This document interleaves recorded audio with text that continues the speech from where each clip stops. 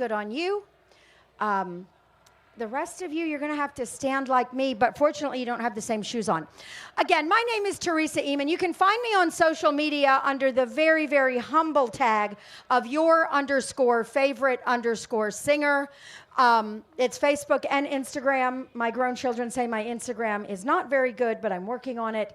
But I'd love for you to join me. There's a link to a website where you can listen to free music from me. So if I don't see you again, thank you so much for coming out and supporting this program and AirVenture, and I wish you a safe trip home. If I see you again, I'll see you again. Thank you.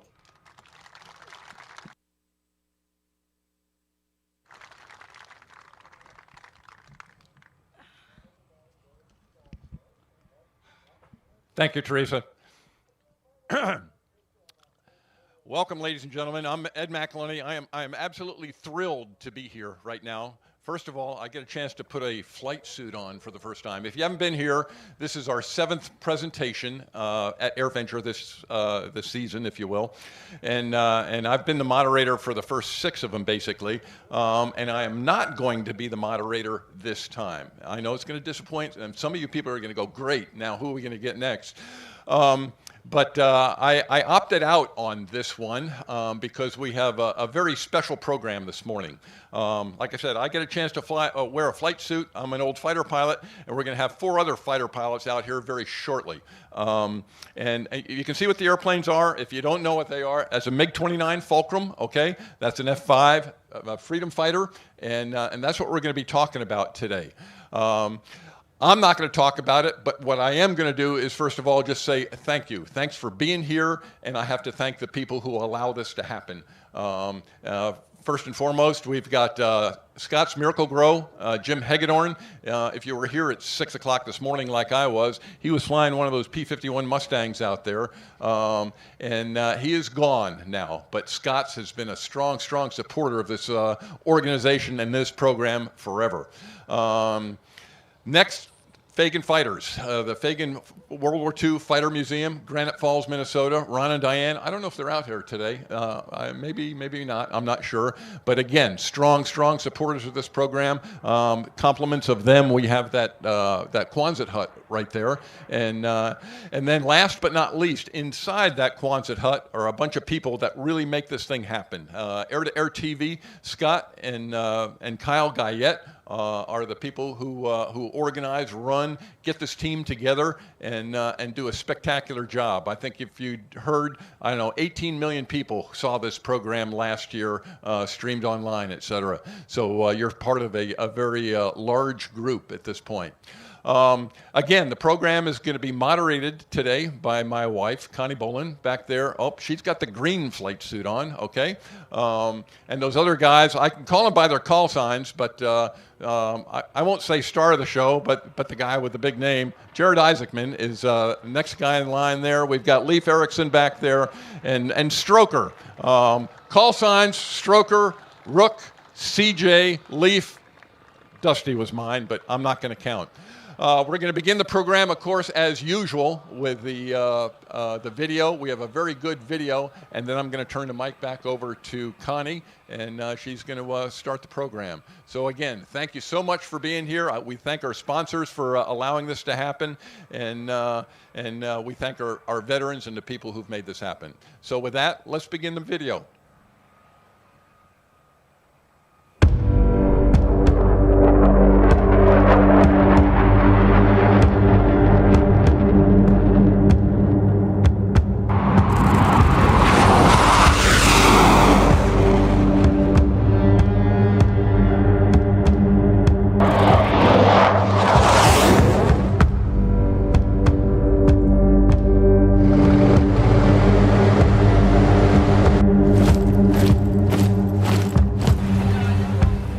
During the height of the Cold War, the race for air superiority pushed aviation technology to its limits. Across 2 rival superpowers, engineers and pilots competed to dominate the skies.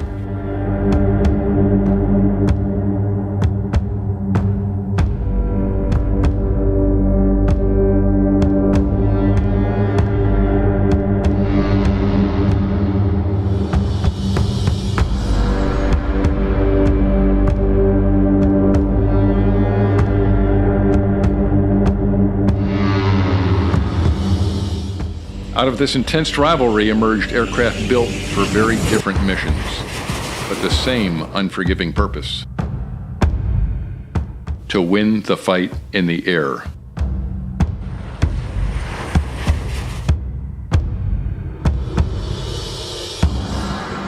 Fast, agile, lethal, and shaped by the constant pressure of Cold War competition.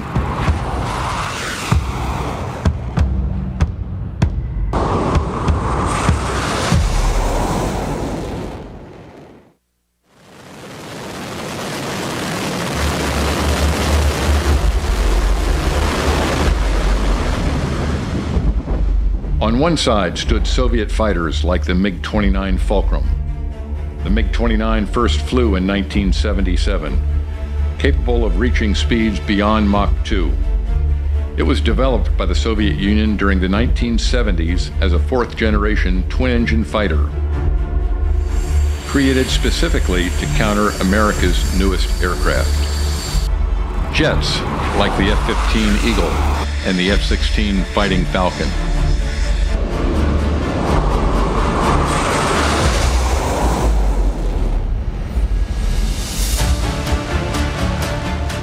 But the Cold War aviation story was not only about the biggest, fastest, or most powerful fighters, it was also about aircraft that could teach pilots how to fight them. That is where the Northrop F-5 Tiger became so important.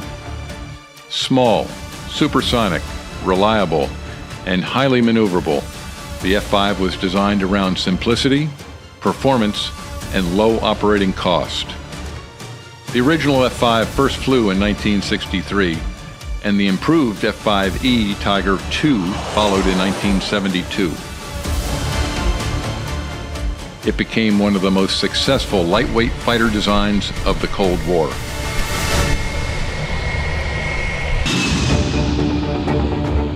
Compact, responsive, and difficult to see in a turning fight, the Tiger gave pilots a realistic opponent in close air combat. That made it a natural fit for U.S. adversary and aggressor squadrons. Painted in foreign-style camouflage and flown using enemy tactics, F-5s helped American fighter pilots train against the kind of threat they might face in combat. For generations of Navy and Air Force aviators, the Tiger became a stand-in for Soviet-designed fighters. It was not a MiG, but in the training arena, it could act like one. And that role gave the F-5 an enduring place in Cold War aviation history. By the late 1980s, production of the Fulcrum had reached remarkable levels. In 1988 alone, Soviet factories produced 228 single-seat MiG-29 fighters and more than 50 two-seat trainers. By the time the Soviet Union dissolved, well over 1,000 MiG-29s had been built.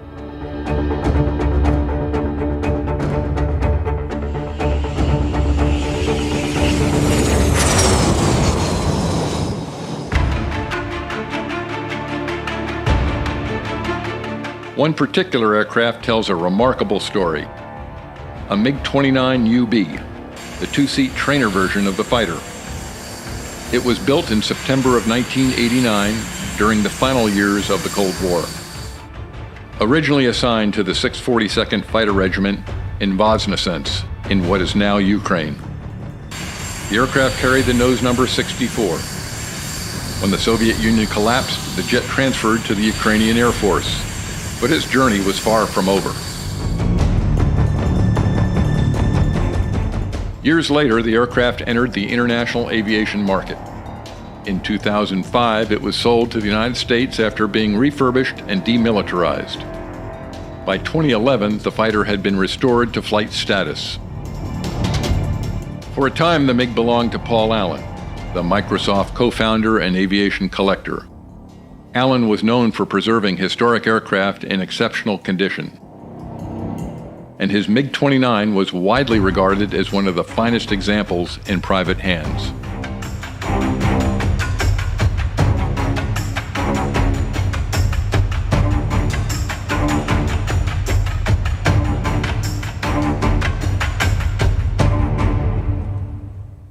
After Allen's passing, the aircraft found a new owner. entrepreneur, pilot, and future NASA administrator Jared Isaacman. Long before his leadership role at NASA, Isaacman built his reputation in the cockpit. He founded Draken International, a high-performance aviation company that provides adversary training for military pilots, allowing them to practice air combat against realistic threats at a fraction of the cost of operating frontline military fighters.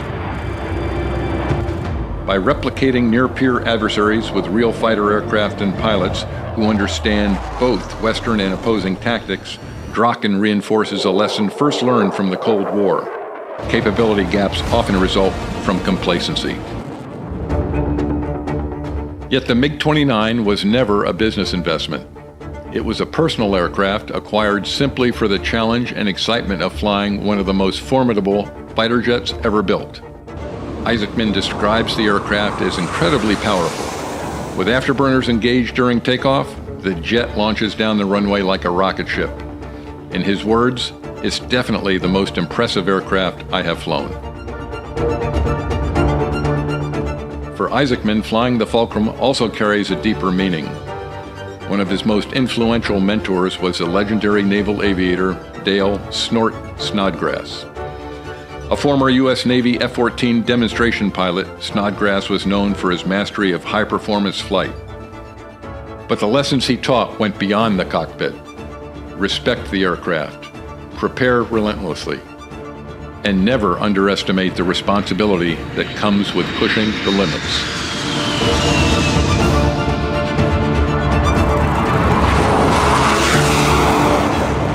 From the lightweight F-5 Tiger to the powerful MiG-29 Fulcrum, Cold War fighters were more than machines.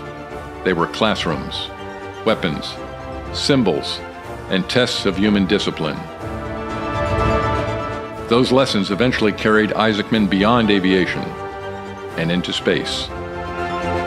Because the mindset required to fly a Cold War fighter and to command a spacecraft or to lead the future of exploration is built on the same foundation: discipline, preparation, and trust in the team. Sometimes, the path to the stars begins with a fighter jet.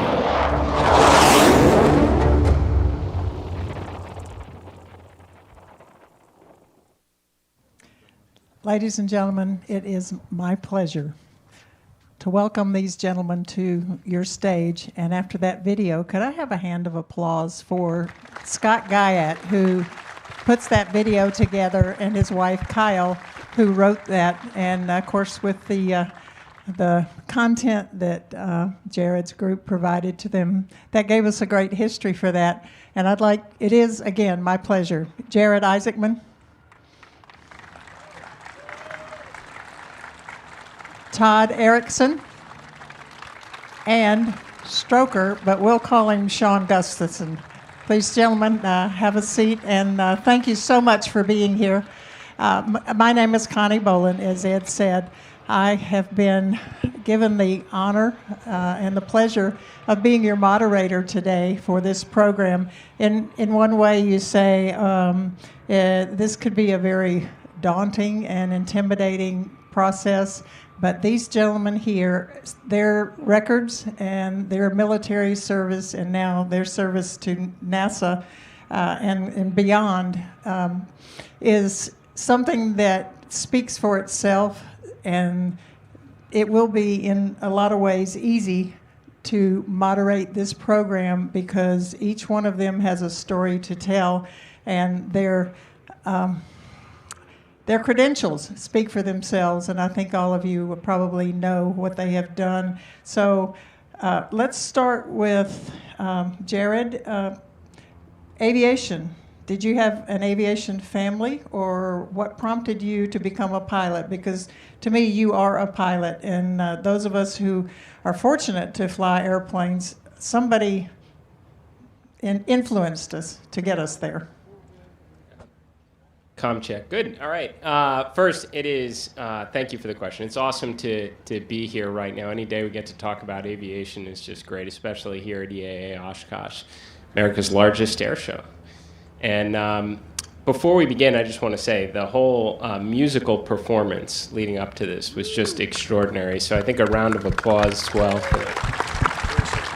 We're listening the whole thing inside. Teresa did an extraordinary job. And yeah, thanks to all of you for coming out here, braving the heat, all the veterans that are here. Thank you so much for that. The answer in terms of my aviation background is entirely my parents didn't want to pay for a babysitter, so I was put in front of the television from a very young age, and of course, the original Top Gun, Right Stuff, Space Camp. I mean, that's why I went to Space Camp as a kid, is I was convinced that if I went, there'd be a robot that would named Jinx that would put me into space.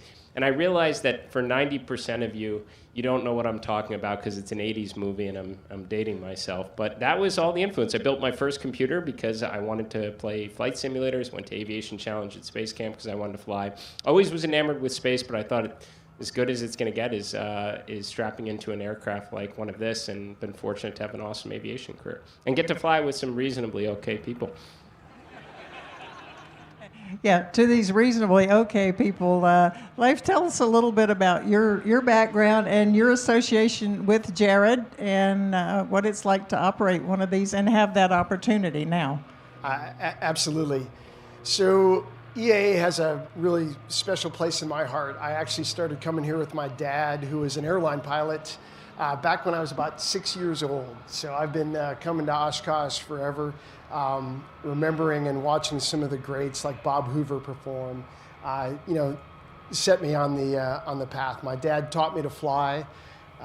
We actually built a two-place Stitz Playboy. For those of you that don't know that was the aircraft I learned to fly in and first soloed in, and then on to an Air Force career after that. So my association with Jared happened when he bought the MiG, and a mutual friend of ours kind of put us together to kind of go through the process of purchasing the aircraft and learning how to fly it and getting it operational and getting it out to air shows like this. Okay, so this is not exactly on the front line of the U.S. fighters. How did you first come to fly the MiG to be able to help Jared with that? Well, I spent my Air Force career like Stroker did, learning how to shoot this thing down. So it was a great opportunity to actually get to go fly it. So my background is in flight test. I went through test pilot school and did a lot of flight test work in the Air Force. I had a mutual friend who was flying it for Paul Allen's collection, Vinnie Russell. He actually was one of the fortunate guys. We had about 3 exchange pilots when the wall went down. He went over to Germany and was able to be part of the frontline squadron flying the MiG-29 operationally while the Germans flew it. So he flew it for Paul Allen's collection, and then he checked me out in the aircraft from there. Okay, so I'm jumping ahead. We were going to talk personal stuff, but now you're into the airplanes. So what did you learn when you first flew the MiG-29 that you wished you had known when you're trying to shoot it down? That is an excellent question. I would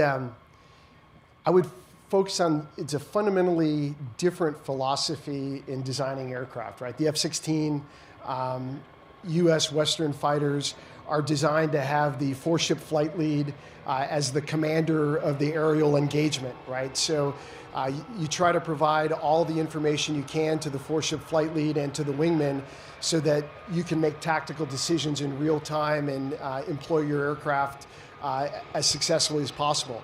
The Russians had a different philosophy. Their aircraft were built as basically an extension of ground artillery.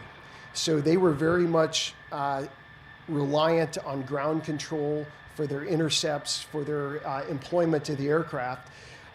In the F-16, I could target multiple different aircraft at one time. In the MiG-29, if you put on the radar on a target, the IRST would be on that target, the missile would be on that target. You had one target that you could lock. And so the electronics, the avionics were just not as capable as what we had in the West. And it was due to a completely different design philosophy.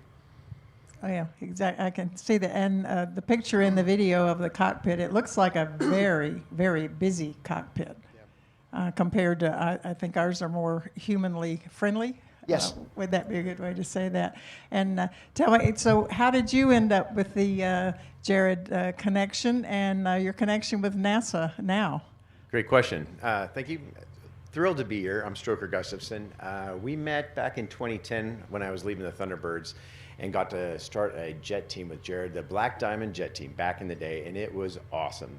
Got to fly with Jaya Kirby, Snort Snodgrass, Slick Mom, and Tut Demko, and we had just such a great adventure, and then just grew that into Draken and more. But I think the best part about flying these aircraft is our amazing maintenance team, and they're probably scattered somewhere over there. So please give them a round of applause, because with them, we strap into these jets and just feel 100% safe. They are an amazing crew. They've been with us for years, and it's just that good bond between the pilot and the maintenance. You can walk right up and know that jet's ready to go. So we look forward to flying today, and it's been a real pleasure to be here. Thank you very much. And Jared, so you bought the MiG. You already had the F-5s, and they were part of Draken. Is that correct? No. So the F-5s are relatively new addition to our fleet. We started to acquire them about a year ago.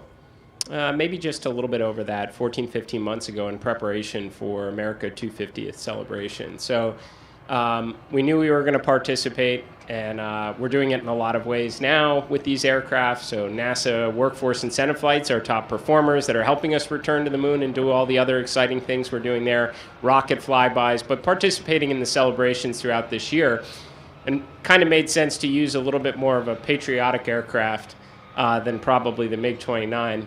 Although there's plenty of reasons to say, too, that we have it here, and they don't really have our planes, so that's good.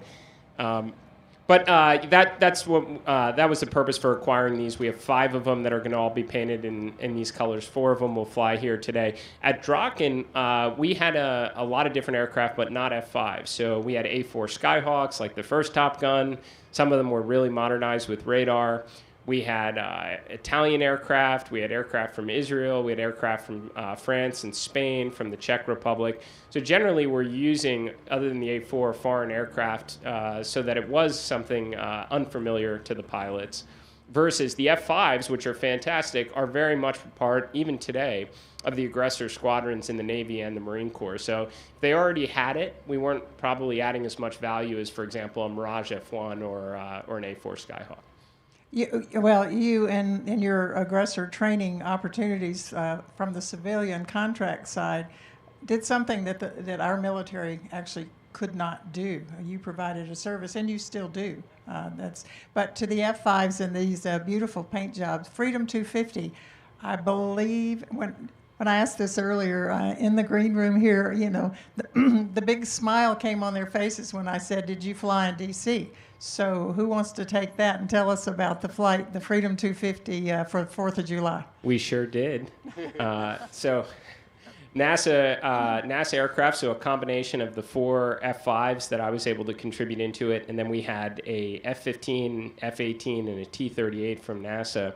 T-38's it's in the same colors it was in since Neil Armstrong and Buzz Aldrin flew those T-38s. We're pretty classic in that regard at NASA. But the Eagle and the Hornet are painted up in a beautiful patriotic American flag scheme. So we had the 4 F-5s were the opening formation, and then we had the 3 NASA aircraft come behind it, and then for the next 8-9 hours, you had nonstop American air power flyovers over the 4th of July. Just extraordinary, right? I mean, the B-2, B-52, B-1, you had the new Air Force One flanked by 5th generation fighters. It was extraordinary. I mean, outside of coming here to EAA Oshkosh, I don't think you'd see a finer display of, again, American air power than what the president put on during our 250th birthday. Thank you, and thank you for being a part of that. It was pretty phenomenal. But the key word in what we see here is freedom. And all those who serve in all the areas, the crew chiefs that you pointed out, the pilots. The pilots are the ones who end up with the glory, maybe, of flying the airplanes. But there are a lot of people that put these together, and that's called freedom. So thank you to all our veterans who provide that. So.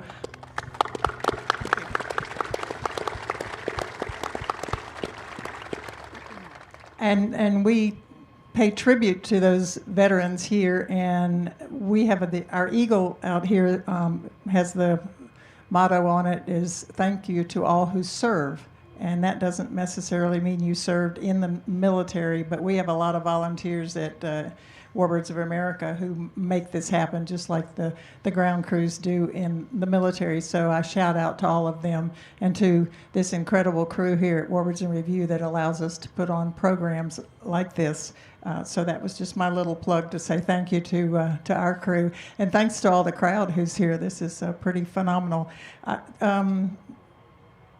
Airplanes, how do you train? What was your first civilian jet that you trained in, Jared? Well, outside of like corporate aircraft, it would have been a Canadair T-33.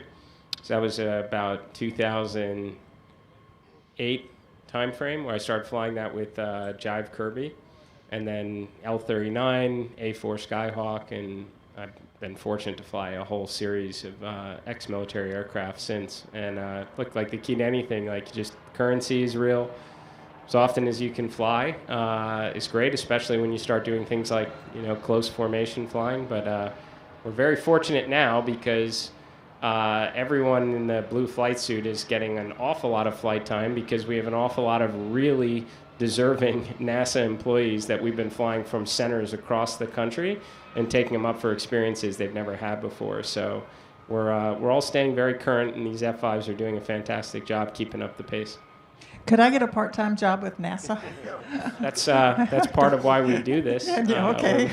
You recruit and retain the best. Just put my name in the hat. I don't know that I'd be the best, but I'd certainly be enthusiastic. And I'll say, when you talk to these guys, it's like, yeah, okay, this, and when you watch an airplane fly on the screen or talk about them flying airplanes, that's what they do. The faces light up, the smiles come just like they do for a lot of you. And I know, Jared, your mentor, one of your instructors was Snort that we mentioned in the video. To all of you guys, what does it mean to have somebody who's so qualified and willing and able to convey what you need to know to keep you safe? How was Snort different? I mean, Snort one of a kind, right? I mean, legendary. Certainly the greatest pilot I ever knew. And beyond that, just an outstanding human being.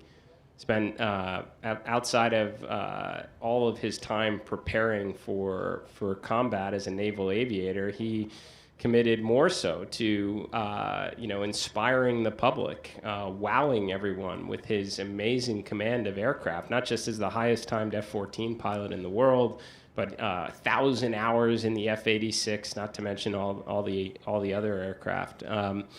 He was amazing, and I'll tell you, from a leadership perspective, but also go as just an aviator. One of the things I admired about him the most is he was the first to own up in any debrief when he got something wrong. And that's why we debrief, right? And it's even when we get things as close to perfection as possible, you want to unpack that and figure out why it was so good so you can do it more like that going forward. But oftentimes, especially with a lot of aircraft and you're flying in air shows and doing formation, people are going to make mistakes. He was the first. I mean, legendary status.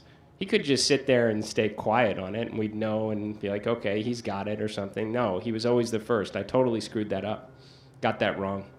And that kind of extreme ownership is such an important lesson because it builds immense trust, right? First, when you have somebody that you respect so much, somebody who's so talented, who's coming out and saying, I got something wrong, brings the guard down for everyone else to do the same thing. And obviously real learning happens in that. But you establish this extreme trust that it's like, well, now I know for sure that's never going to happen again, right? And but the exact opposite happened, and is far more frequent in the debrief too, where somebody will try and explain it away, and come up with an awful lot of excuses for why something went wrong, and then you're like, well, that person's dangerous.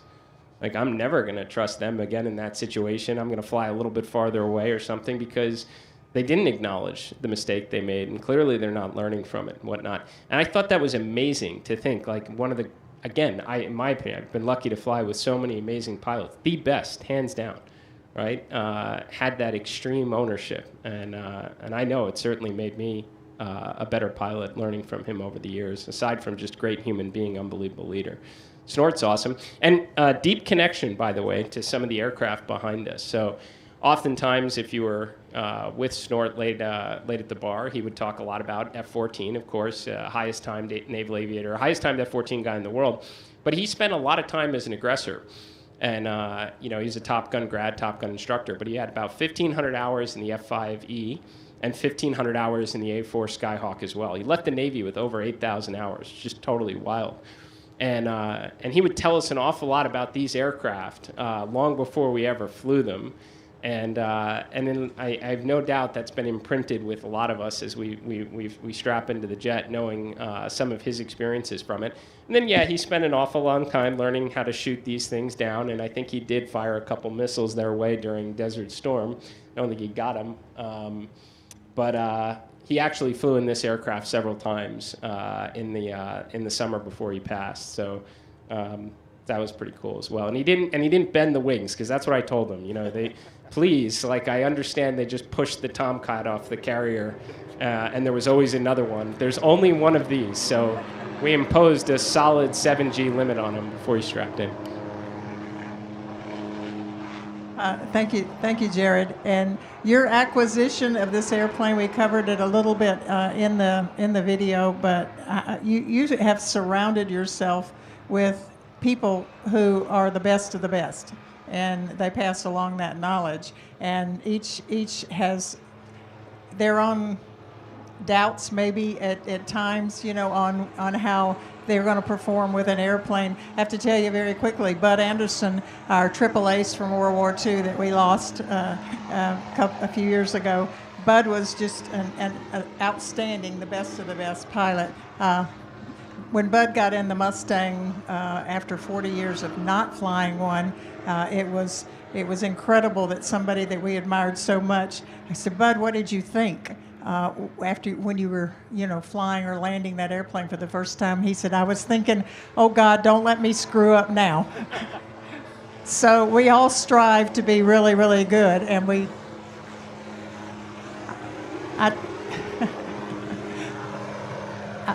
I told these guys are taking pictures so that we will have a record of our record crowd here, I'm sure. And I told them if they made more than 2 passes, I would shoot them down. So everybody get ready. If they come back one more time, we've got them. Oops, here they come.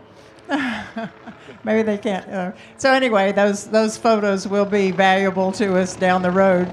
So we'll tolerate them for now. So everybody can wave at Ricardo. So thank you again for sharing the value of training. That is extremely important. So how do we move from being a kid who loved flying? You are a pilot. To me, you're a pilot first. You're a Warbird member, a Warbird enthusiast, and you can see that in your eyes, the twinkle you get when you talk about flying an airplane. But how do you move from that to the dream that you had to go to space as a kid? And now you're the NASA administrator, which I'll shut up and let you talk here in a minute. But I think we as Americans can be very thankful, very fortunate to have someone with Jared's background, his enthusiasm, and his knowledge to now lead our NASA team. So how do you make that transition, Jared? Well, like I said, I did want to be an astronaut before I was a pilot. I do distinctly remember in kindergarten looking at picture books from the early shuttle missions, and I told my kindergarten teacher, someday I'm going to be an astronaut. And then as you grow up, it gets a little more realistic that probably not going to happen, better chance of getting struck by lightning, and started, which by the way is changing for everyone. Don't take that as a downer statement. We're fixing this. It's going to be a whole new world in the decades ahead. There's going to be lots of opportunities, I think, for tens of thousands of people to be living and working in space. But child of the 80s, it was probably not overwhelmingly good odds. So I became a pilot because I thought that was as close as I was going to get to the stars. And that journey was, again, I think in a lot of ways being inspired from the movies my parents put on the TV in front of me as a kid, absent a babysitter. Flight simulators, went to space camp, which, by the way, I don't know if we have some young folks here, parents thinking about where to park your kids for a week in the summer. Space camp in Huntsville, Alabama is just awesome. And it's not just space related too. They have aviation challenge there. I went there. And they have robotics camp now. They have cyber camp, basically all the most important domains for the future. And it's a national treasure because you're going to get experiences like you won't get anywhere else. And that obviously had an impact for me. In fact, the first time I was behind the controls of an aircraft was 12 years old because of going to space camp. And just kind of followed that along and made sure I had a parallel career in life from the first opportunity to keep flying and never slowing down and not turning down good opportunities and adventures along the way. Where I began was never anticipated there would be, record flights around the world or getting to fly with some of the best pilots in the world in air shows, or certainly not starting a bad guy for hire aviation business when we were doing the aggressor thing. So every new opportunity came along and you seize it. You're lucky enough to get it. You have to maximize those opportunities until very unexpectedly wound up working alongside the best from across the nation at NASA. And it's just a privilege every day. Well, we thank you for what you do, and let's segue into the very, very successful NASA mission that the team accomplished. That was picture perfect from what I saw. Were there any surprises that made you go, what do we do now? Yeah, I mean, the only thing that's wrong with it is we're just not doing it enough. That became very evident in February when we brought Artemis II out to the pad for wet dress rehearsal, and we wound up relearning the same lessons we learned on the uncrewed Artemis I mission 3.5 years earlier. And I know everybody here can appreciate this when you're doing complex, dangerous things like flying aircraft, especially high-performance ones. You're not going to be very good at it if you do it every 3.5 years. Hell, you're not going to be very good at golf if you do it every 3.5 years. So why would you think launching a rocket, as complicated as SLS with 5 prime contractors, hundreds of subcontractors, 8.8 million pounds of thrust to accelerate 4 human beings to about 25,000 miles an hour, that it was ever a good idea to do that so infrequently?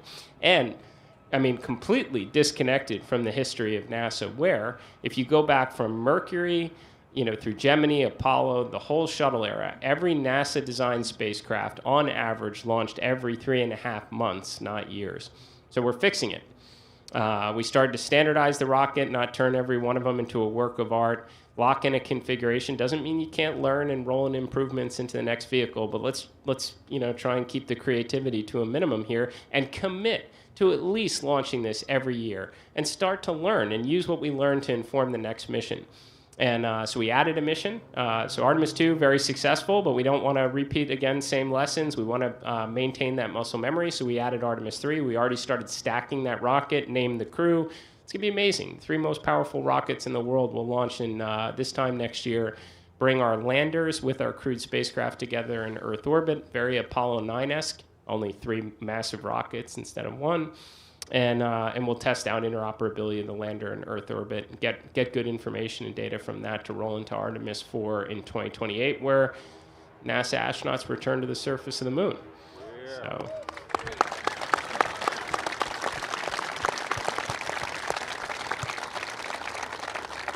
As I said earlier, we're very fortunate to have someone with Jared's knowledge to be head of NASA. His enthusiasm, he obviously doesn't care about it, right? Can tell. This is where we're going. This is our future, and again, we thank you for that. That's pretty amazing that we can. We can do that, but you're right. Every 3.5 years, not very current on that, So, tell us about your inspiration for your commercial space mission. What was the driving force behind that? It was to offer it to people who otherwise would not be able to go into space, and so. Yeah, so the Dragon spacecraft was born first out of the commercial cargo program. We had a very dark period at NASA when the shuttle was retired, And the president talks about it actually a lot, that when he visited Kennedy Space Center and saw grass, just all in the shuttle landing facility runway. I mean, 15,000 feet with so much history there, and it's very true, right? We spent more than almost a decade of relying on the Russians to send American astronauts to space, which is what a horrible setback for the nation. And we started to look to as our solution to it, to turn to industry and see if they could develop innovative, lower-cost solutions to regain this important capability in the United States. And it started with commercial crew or commercial cargo, and SpaceX contributed to that. Others like Northrop Grumman with Cygnus did as well. And then that evolved into, if we can bring cargo back and forth safely, can we do the same thing with crew? And that gave birth to the Dragon spacecraft. And you're talking between Falcon 9 and Dragon, a material reduction in cost to put mass, whether that's human, cargo, or other payloads, into orbit. A massive step in the direction we all want to go, because we're not going to have that future that SpaceX envisions of true spacefaring civilization if the costs don't materially come down. So they implemented rapid reusability. Even the Dragon capsule itself could be turned in a matter of 3 months before it would fly again, and that's mostly just rebuilding the thermal protection system on it. So a pioneering breakthrough, returned American spaceflight, crewed American spaceflight capability back to the United States after nearly a decade. And I had stayed very close to this industry for a very long time. I went to Baikonur, Kazakhstan, with the early commercial space pioneers in 2008. I actually just came back again about a week ago. A little bit different. There wasn't a Russian delegation that met me the first time, but there was this time. They actually had some questions about the MiG-29, if you can believe it. But anyway, all that aside, I stayed very close to this industry and got an opportunity. I had no idea that I'd have the chance to lead the first commercial mission to orbit, but I knew that came with a responsibility that we had to send the right message. We had to send a message that we can do these kind of exciting things that are different and build a more exciting and inspiring future for our children, and try and take care of some of the real hardships that are here on Earth. That's why there was always a big charitable component to it. We raised $250 million for St. Jude Children's Research Hospital. We took a childhood cancer survivor on the mission. She's still the youngest American to have gone to space, the only astronaut with a prosthesis to go to space. That's Haley Arsenault, amazing human being. But we were trying to be very thoughtful about the whole crew selection, the message that we were sending. And it gave birth to a series of exciting commercial missions. Maybe send a small message to the world that, you don't have to be one of the lucky few to get selected at NASA to go to space. A kind of indication of what's to come in the years ahead. Thank you. It was many of you probably watched the documentary that was developed around that mission, and it was impressive. And to the youth, I know that you are very generous and support many charities, including St. Jude. And we're just, it's nice to know someone who is passionate about giving back and encouraging the young people. And to your earlier comment about, it's about opportunity. And all of us here have an opportunity to open a door or crack a door for a youngster, but it's their choice to push it through. If they're willing to put the time in, we have an opportunity here in our country that they don't have other places. So, that's again my little speech of how we encourage young people. Tell me, Leif, how is it to fly a MiG-29 cross country? We'll take a little of the pressure off of. What's it take to get that airborne? Well, The interesting thing about the MiG, right, back to design philosophy, this was designed as a point defense fighter, right? So it was designed to be operated out of, Air Base A with all the support facilities there. And it was never actually designed to really go cross country. If you look at the Russian instrumentation, it's programmed with different channels, right? So the RISBN and the other navigation aids and so forth are all channelized, and that's set up to a particular airbase. I think one, because it's easier, and also, they didn't want these things defecting to the West as well, right? But the airplane requires more care and feeding than a Western jet would, right? For example, we use a drag chute on every landing, not because it's cool, but because it's necessary. The brakes on the airplane came from the MiG-29, and they're basically undersized for this aircraft. So if you lose the chute, you have a real high propensity of getting hot brakes, for example. The systems on the aircraft, brakes, and some other important systems are all pneumatics, so you have to refill nitrogen every time to get the canopy open, to get braking for the aircraft and so forth. So some different nuances here. So, and then when we bought the aircraft, it still had all the original Russian instrumentation. Those of you who have flown some of the former Russian and Eastern aircraft, you realize that the ADI is backwards, right?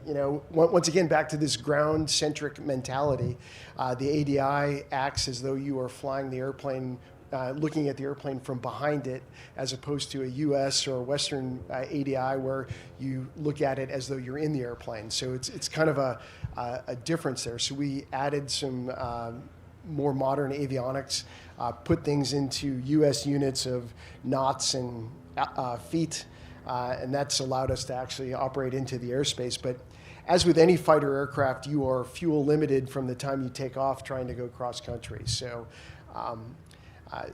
from the time you start the engine to take off until you start your descent and landing, you're just wholly consumed about fuel on a cross country and the weather and what's going on at the landing location. So what's interesting, just to jump on that, is if you talk to a lot of F-5 pilots, they will complain about the available fuel that you have on it, and until you fly a MiG-29, you have no idea how good you have it. Exactly. We light load these things. Like when we fly later today, we're going to leave 1,000 pounds of gas on the field. It's actually amazing. You can use afterburner as much as you want, really, in the F-5s, and you can plan some pretty decent cross countries and not elevate your blood pressure. Whereas in this aircraft, we have a centerline tank on it. We'll put a little bit of gas in there too, even though G limits it. And you're definitely, your blood pressure is up from the moment you take off, thinking about how much gas you're going to have when you get to the field. Two very different worlds between these two platforms. Well, and so what possible potential range in the F-5, time-wise? I think you're both approximately zero wind, 600 nautical miles would be. Okay. Would be right. You're going to get there a lot faster, though, probably in that one, if you want. Oh, well, I would think. And I assume that there was refueling capability for the 29, yes or no? Some of the later variants had refueling capability, but once again, go back to that point defense mindset. We don't want these things coming into... They didn't want them to go very far. They didn't want them to go very far. The original aircraft, the A's and C's, really didn't have refueling capability. It was only later variants that did. Right. So, they thought people would run away and come to this great country, and who would blame them, right? Right. Exactly. So it's amazing that, our time is slipping by here. So would you guys like to add anything about the personal side of flying these airplanes or your training? And then we'll move into walking around the airplanes a little bit. Sure, I'd like to say one more thing. It's just for the younger people out there, it is aviation is awesome. I grew up in the Great White North, and very few opportunities, but in this amazing country of America that we have here, look around. Look at this place that we are. We were in Sun and Fun a couple days ago, it feels like, but Oshkosh is amazing. So ask the questions, never take no for an answer, and find the people that say yes, like Jared for NASA. It's definitely changing NASA, and it's so awesome seeing everybody so motivated across America to make this great race to the moon happen. So I just want to say to the young people, stick with it and follow your dreams. Thank you. Yeah. Great race to the moon again. We definitely did it the first time, to be very clear. Right. Oh, so that wasn't Hollywood, or no. Yeah. We saw that first step on the moon. Some of us are that old, and that was a moment, and we'll have that moment again. We will. One of you want to tell us a little bit about the F-5? It started out with a little bit about a T-38, but it evolved into something that's not really very close to the T-38, which NASA used for years for the astronauts to fly. Oh, still do. So there's going to be a T-38 that's NASA T-38 that's going to be showing up this afternoon. I mean, our serial number is no kidding. You've got Neil Armstrong and Buzz Aldrin that have logged time in them, which it's great from a historic perspective, but it also speaks a little bit to our budget that we're making good do. But great airplanes for that purpose, high consequence training, crew resource management. Not all, I mean, just so you know, a very small percentage of the NASA astronaut corps that's selected each time will have test pilot or military aviator backgrounds. So a lot of them are geologists and scientists, engineers from different fields, and they pair incredibly well together. You know, when you put a test pilot, for example, in the front seat, and you've got an engineer in the back, and then they can work together on their cross countries. And again, it just gives you that kind of training that you're not going to get in the simulator with a reset button. But very big difference between T-38 and this. So we do have more gas, and that it's much more maneuverable. Our engines are higher performance thrust. The avionics in these aircraft are very modernized. So you have a really beautiful Garmin flight deck in it. There's a little bit older generation, so actually some of the maintenance-related issues are because of obsolescence in avionics, where these are pretty rock solid. You obviously have a leading-edge device on this, and they're auto-maneuvering. So our instantaneous and our sustained turn rate is substantially better than the T-38. So what does that mean? We can have more fun in these aircraft than they can. But otherwise, I mean, look, reasonably reliable. But I will say, and probably I'd say most people would get this wrong. And I speak beyond just these two aircraft, and actually a lot of the history we had at Draken operating foreign aircraft. The MiG-29 probably edges it out on reliability. We've many times turned this aircraft 5 times a day, which I think even for any of the modern military aircraft would be a little eye-watering on that. Now, there are certainly disadvantages here. When it comes time to pay the engine bill, that's expensive. And it comes around rather frequently because of their limitations of high-temperature materials. Every 350 hours, we're overhauling these engines. These go out closer to 500 hours, and it is a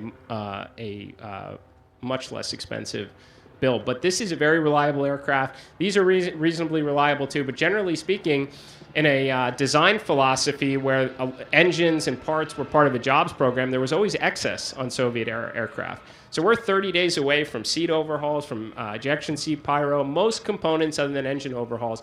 Here, I mean, we put new Martin Baker seats into all of the F-5s because if you were waiting on the Northrop pyro, and again, this is nothing on Northrop, but generally American design, you'd be waiting probably 10 years for it to show up. So very big differences between the worlds, and a lot of times the foreign aircraft can edge out on reliability, but when it comes to capabilities of like who's seeing the other person and shooting them down first, you'd probably want to bet on America every time. Yeah, thank you. I'm glad you said that. So you don't go on the internet and order parts for a MiG-29, though, do you? Sometimes. Okay, that works. So the F-5, I mean, what was the armament? Were they designed for? I mean, we see the holes in the nose, and so one of you, whoever takes it, training, yes, but the fighting capability. Yeah, I mean, the F-5 was designed as a lightweight, low-cost fighter, right? So you had some basic heat-seeking air-to-air missiles, guns. It could drop some unguided weapons and so forth. But the design philosophy behind the aircraft was simplicity, and we mostly employed it in the Air Force as an aggressor to simulate enemy air-to-air aircraft. And yeah, that's U.S. Right. Air Force, Right? And as aggressors, we put. Like in Vietnam, for example, you'd have heaters on it. There are pictures of it loaded up with bombs, even on A and B models, and you're wondering, that's got to be like a 12,000-foot takeoff roll.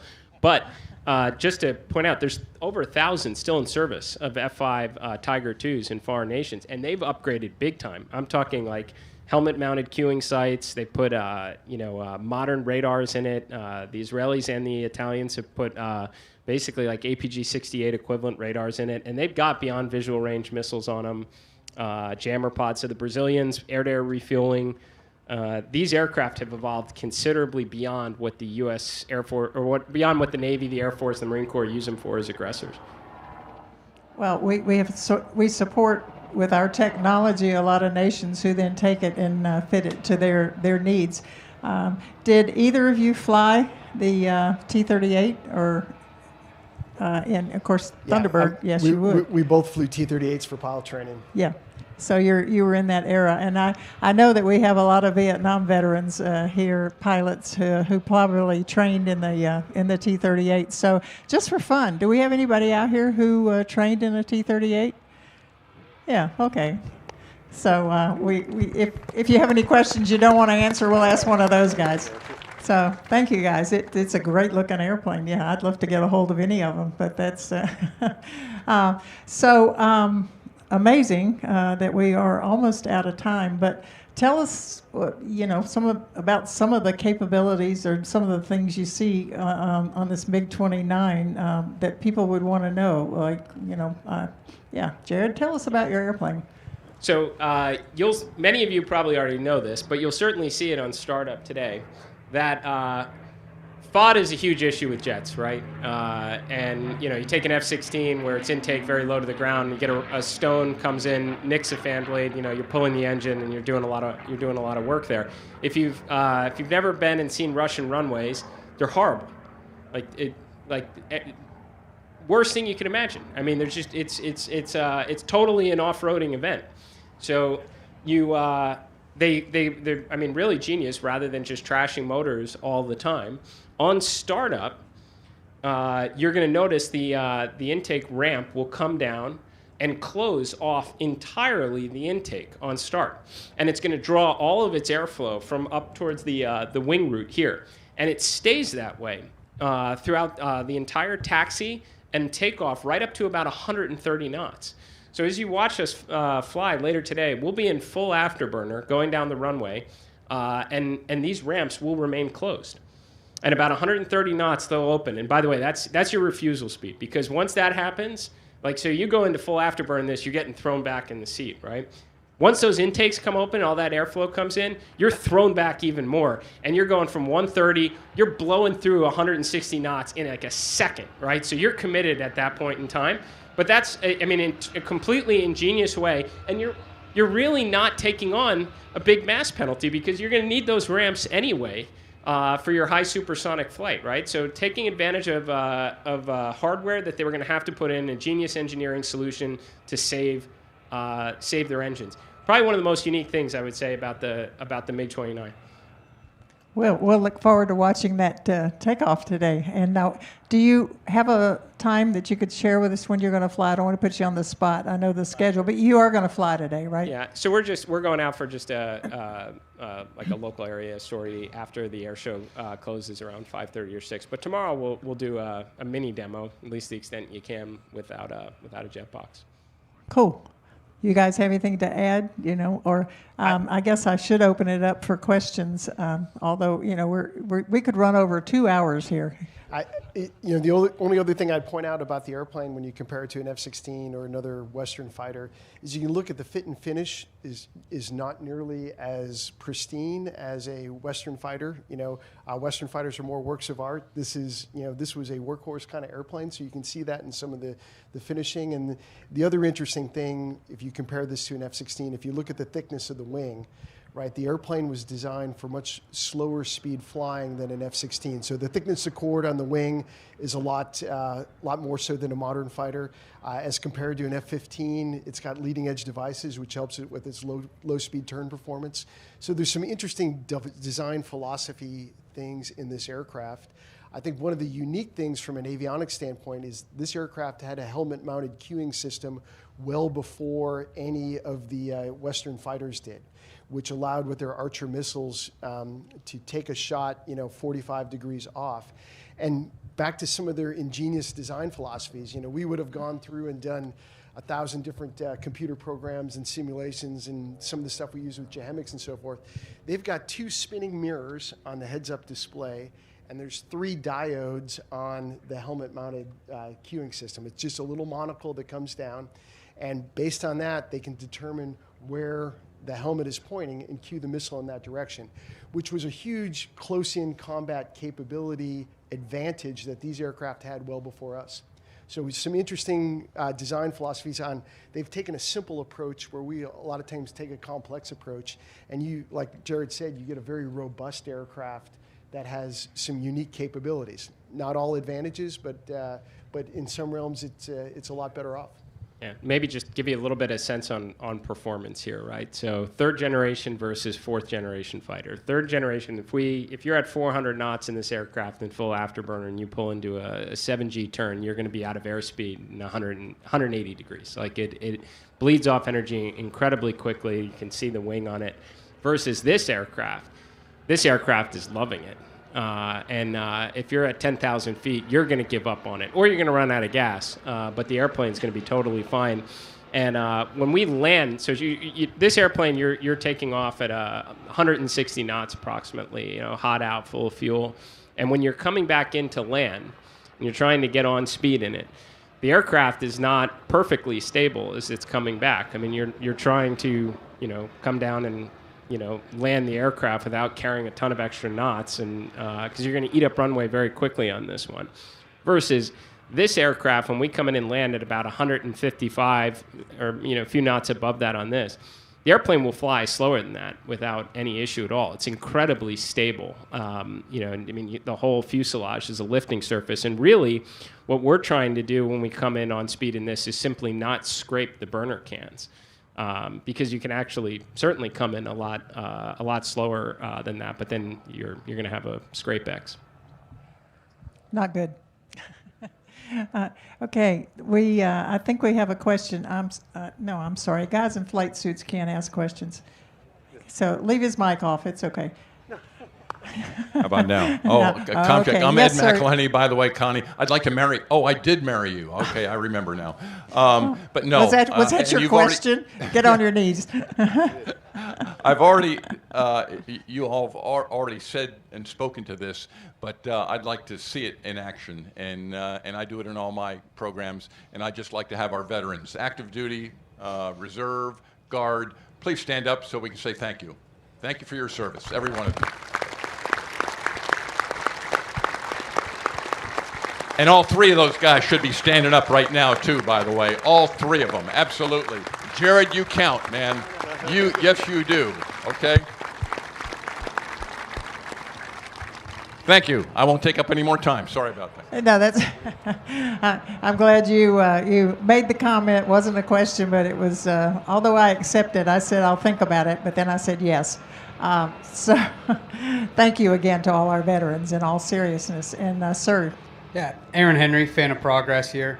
But the NASA GAO report came out, and it is widely reporting high performance throughout NASA right now. So good job, Jared. So my question for you is, what specific efficiencies or program accelerations are you going to push forward now that GAO is kind of clean?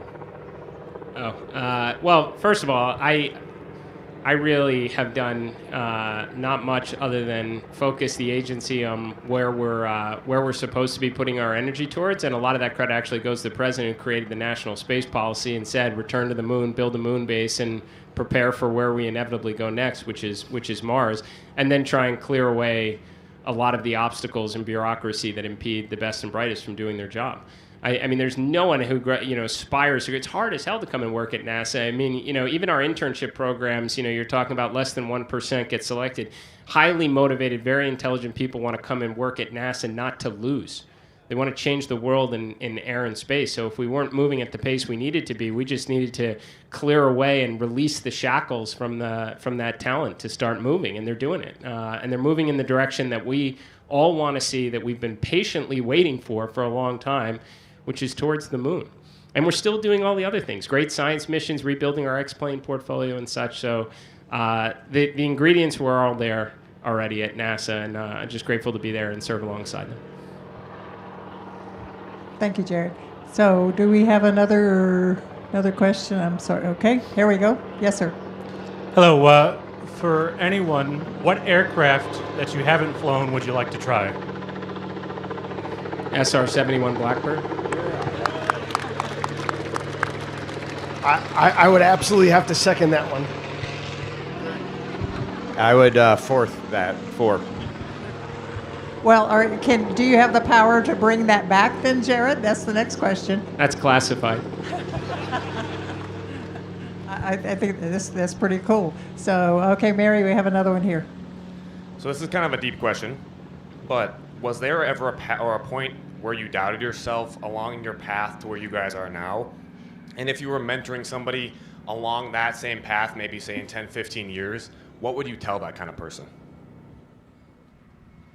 100%, right? I think along the road, anything that you're doing in life, if it's worthwhile, it's challenging, it takes a lot of effort, and failure is an option, right? Failure happens all the time.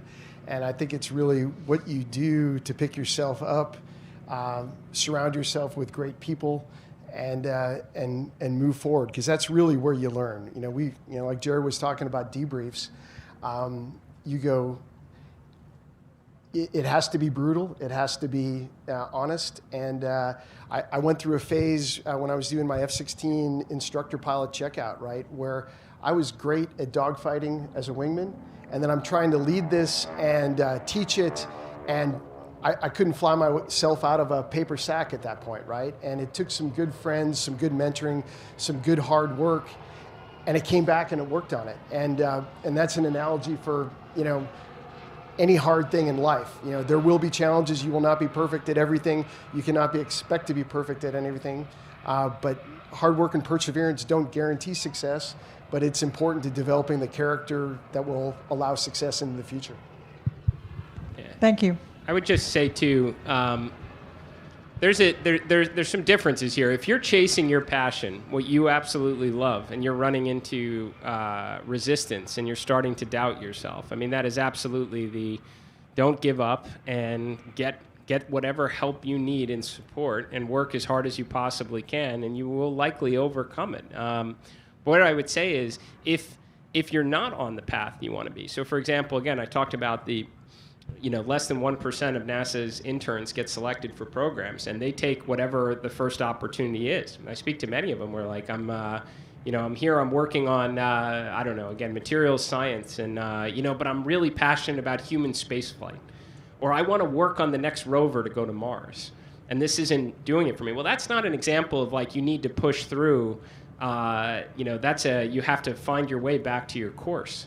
Again, right? And I say that, like, do whatever you need to do right now here to learn from this unique opportunity you have, but start meeting people and start networking and talking to folks where you ultimately want to be, because I don't think you ever reach your full potential unless you absolutely love every bit of it and passionate about it. And it's very hard to have passion and love for something that you're not very good at, or it's not directly in your calling. So yes, even if you're doubting yourself, is this where I want to be? And try and bring yourself back to the course you do want to be on, and then give it everything you got. See a young person right here with a question. We got to do that. Oh, okay. This little girl will go wherever she wants to go. Love the outfit. Looking good. Look, I've been waiting 2 years now. Can I have my hug? Yeah, we can definitely do that.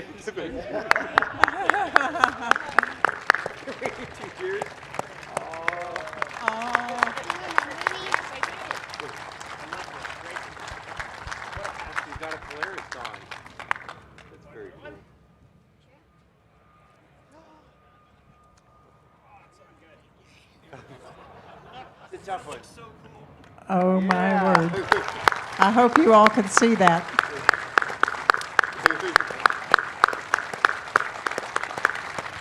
Okay, me next. Okay, so ladies and gentlemen, I just to add my personal note to dream big. To the ladies out there, I'm always surprised when somebody says, "You encouraged me to learn to fly. You encouraged me." Well, I'm just a pilot. Not as good as the rest of these guys, but dream big and persevere. I mean, that is a really, really good way to start. Make sure that you believe in what you do, and you do not have to be perfect, but be as good as you can be. And to all of you girls out there, and you guys, we're just pilots or engineers or whatever you want to do, but go for it. And speaking of going for it, we can take one more question, and Jared has somewhere else where he has to be, but we could keep him all day, I think, and the rest of the panel here. Yes, sir. Great. Thank you all for your time and knowledge and sharing that. My question is, can you share your experience a little bit on the Mach regime, sensations, performance, when you're going supersonic? I'd like to take that one. I would like to take that one because one of my last flights in F-16 down in Miami at Homestead Air Reserve Base, I got to go over the Mach 2.0, so it was like 2.0 something, and it was awesome. Up at 50,000 feet, and the fuel is ticking up there, like 80,000 pounds per minute, or whatever the number is. It's awesome. And everybody says, well, what does it feel like to go supersonic? And all you see is a little altimeter do a little dip at Mach 1, and then you have to go dive down a bit and then climb back up, and then you're really going fast. That's 20 miles a minute, and it is just the coolest thing on Earth. So some people have gone a little bit faster than that, like Jared 25,000. How many? 17? Mach 28. Yeah, so it's... I'll stop talking.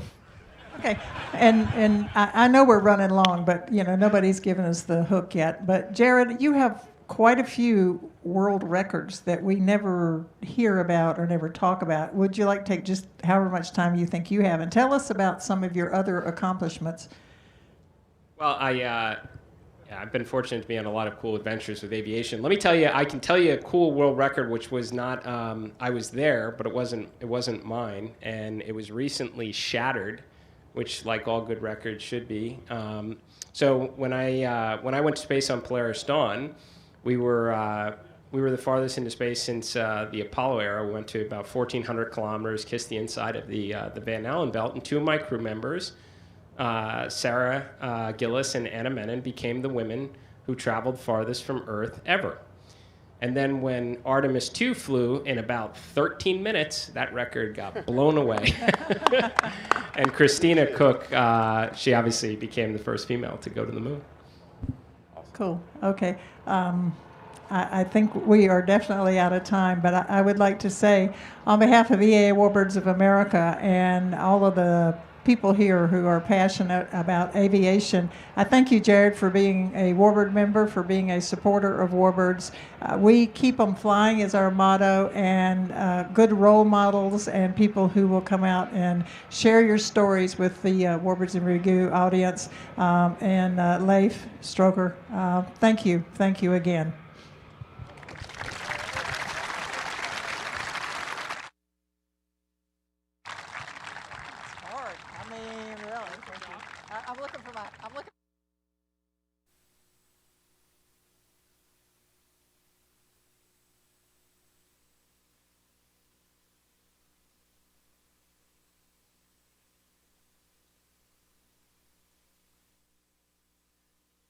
Inspired by the veterans in my family, I started the Gary Sinise Foundation in June of 2011. It has been my honor to support and uplift our nation's defenders, our active duty service members, first responders, veterans, and the families who sacrifice alongside them. This has all been possible thanks to our incredible supporters. I am grateful to each and every one of you for your generosity. You help us to bring hope and healing to so many. To all of you, and to our nation's heroes who are serving, have served, and to your families, thank you. To learn more, visit GarySiniseFoundation.org.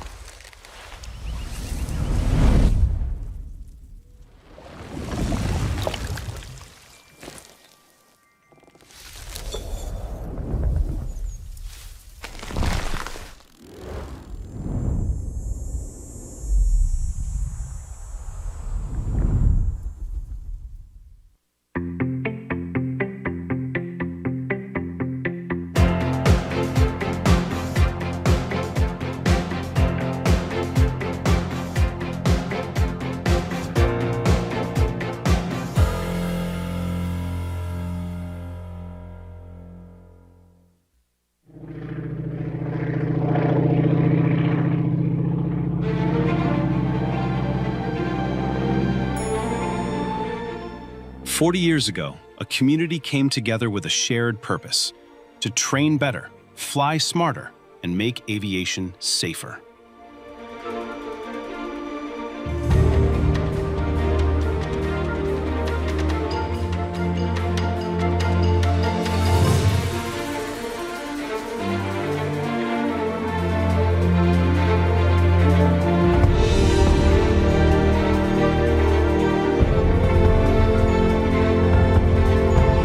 From humble beginnings to a worldwide network, the North American Trainer Association has shaped generations of pilots and instructors.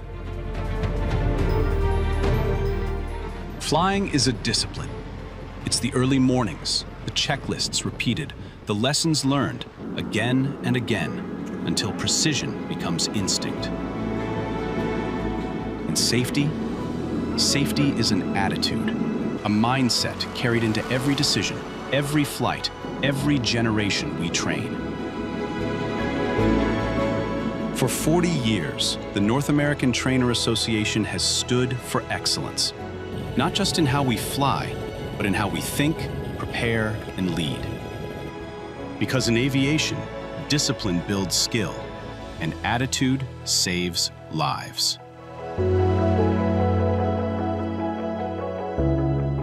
Here's to 40 years of commitment, and to the future we'll keep shaping together.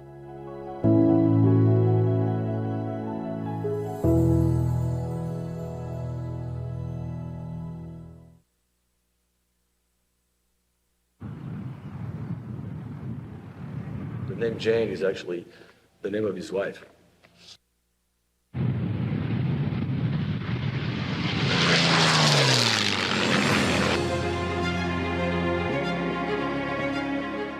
Making it exactly how it was flown by actually Bert Marshall, who was the AA pilot.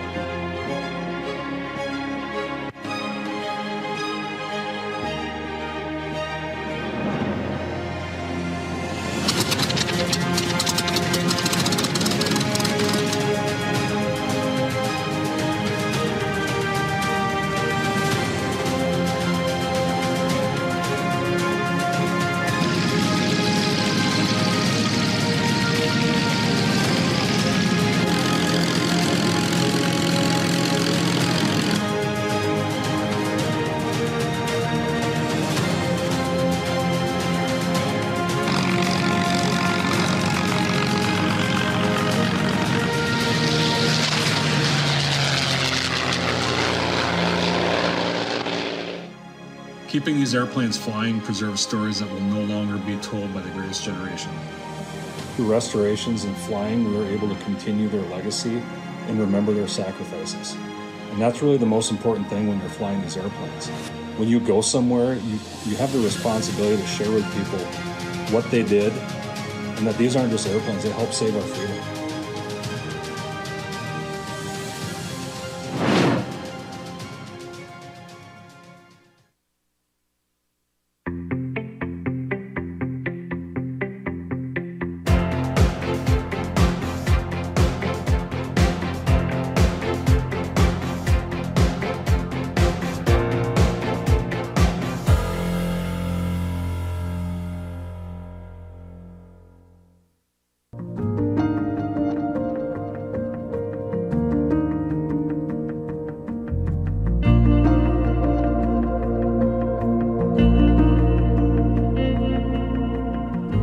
It's hard to imagine a more podcast-worthy aviator than Robert Hoot Gibson.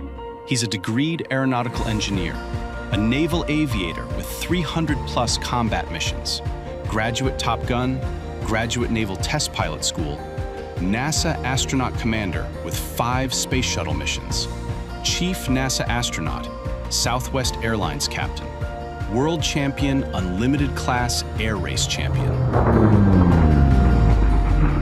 A new season of Hoot's Hangar, the exclusive podcast produced in Hoot's home studio, will shortly be in production.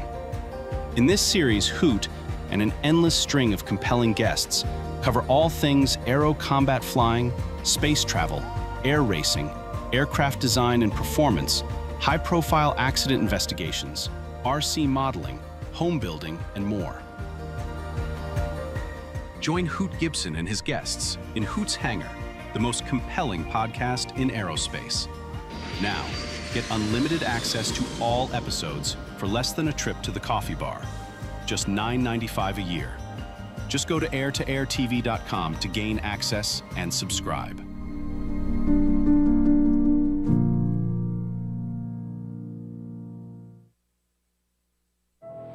Buck 1, Warhawk 40, second cam has fragged. Warhawk 40, Fox 1, have you loud and clear. Enemy vehicle, IVO, Blue Mountain runway. As much as I'm looking forward to having a successful mission, cleaning all this up and getting back, it's kind of sad that this could be the last time that these guns ever fire again.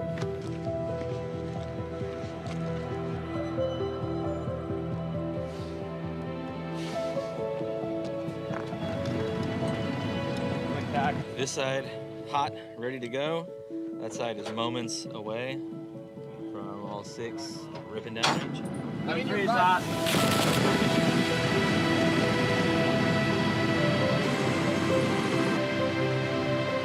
100 feet MSL, 5, vehicle convoy, 6, target location, Blue Mountain runway, 7.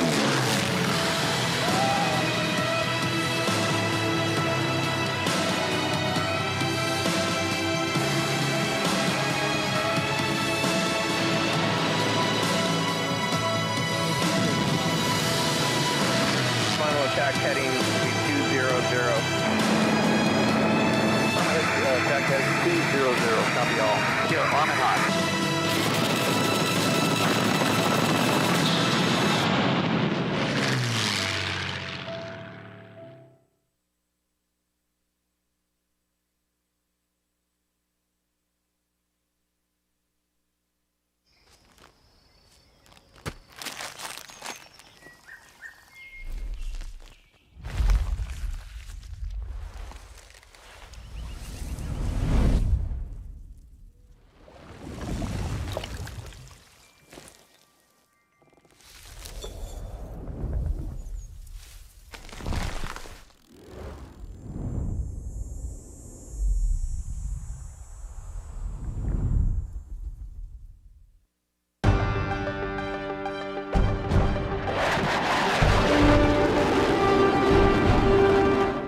I guess I was fairly apprehensive the whole time that I was flying in combat.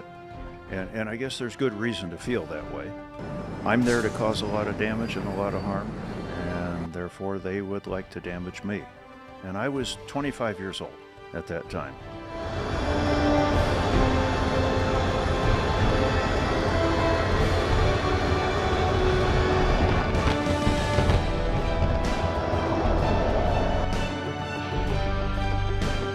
Top Gun was really a thrill.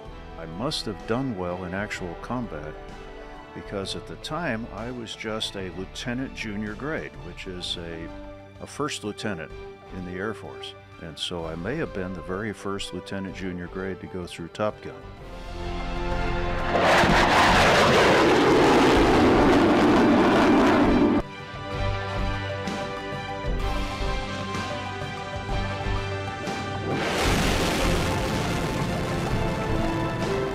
STS-27 was my third launch, and it was only the second launch after the Challenger accident.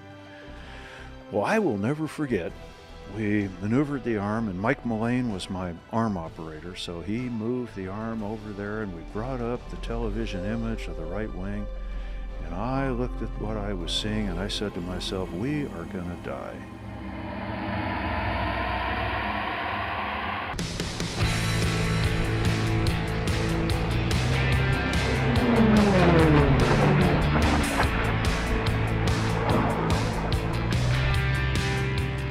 Well, there's a lot of piloting that goes into it, a tremendous amount of piloting that goes into it, because you're going to wind up passing other airplanes. You're going to get in a duel with another airplane that's fairly closely matched. So there's a ton of satisfaction from doing that. And hey, let's just talk about the racing itself. It's fun to fly low, but it's dangerous.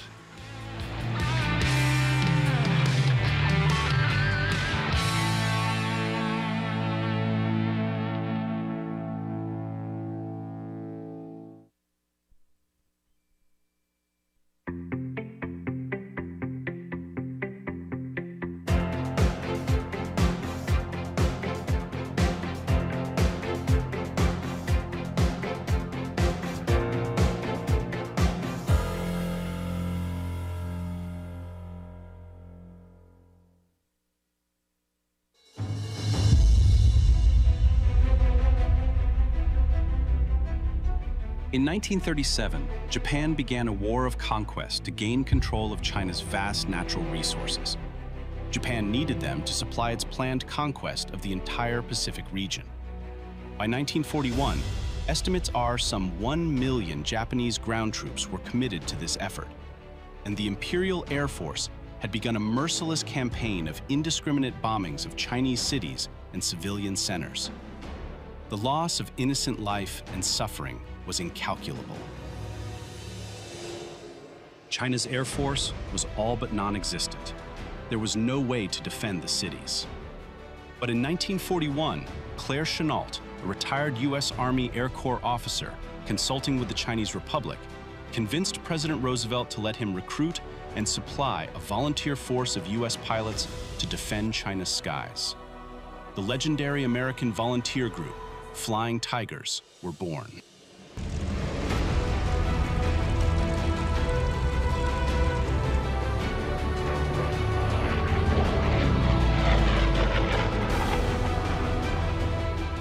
This year marks the 85th anniversary of the AVG Flying Tigers. Perhaps you've been concerned with the failure of our schools to teach the history of World War II, the event that literally shaped the world we now live in. Air-to-air-tv.com is a growing archive of World War II history. With this special offer, you can give the gift of history to a student or anyone who will value it for less than a trip to the coffee shop. Just go to air-to-air-tv.com to gain access and to give the gift of knowledge.